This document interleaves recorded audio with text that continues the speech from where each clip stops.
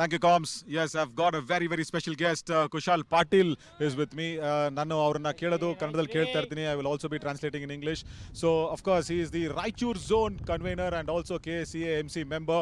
And first of all, I'm going to ask him about the Maharaja Trophy. ಹೇಗೆ ಬಂದಿದೆ ಈ ಒಂದು darks granites and marbles Maharaja Trophy 2026 ಅಂತ ಅನ್ಸುತ್ತೆ ನಿಮಗೆ?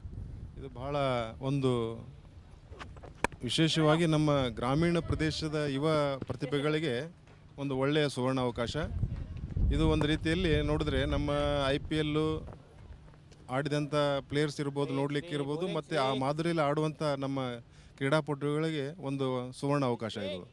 So he says the Mofshil players, the players coming in from the rural background, for them this has been a very, very big stage. And next I'm going to ask him about the contributions that's happening from Raichur Zone.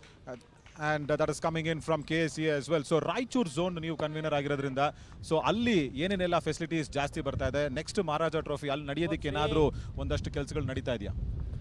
ಖಂಡಿತವಾಗಿ ನಡೀತಾ ಇದೆ.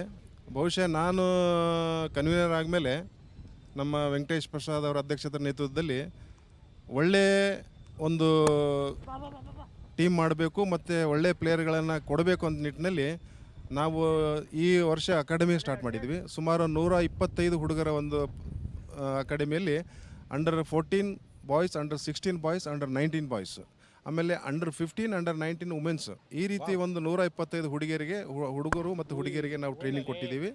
ಮುಂದೆ ಬರುವಂಥ ದಿನಗಳಲ್ಲಿ ಪ್ರತಿ ವಾರದ 3 ದಿವಸ ಆ ಒಂದು ಕ್ರೀಡಾ ಚಟುವಟಿಕೆ ಮಾಡಬೇಕಂತ ನಿಟ್ಟಿನಲ್ಲಿ ಪ್ರಯತ್ನ ಮಾಡ್ತಾ ಇದ್ದೀವಿ. ಅದ್ಭುತ. So he says under 15, under 19 and every other academies has been opened in Raichur Zone.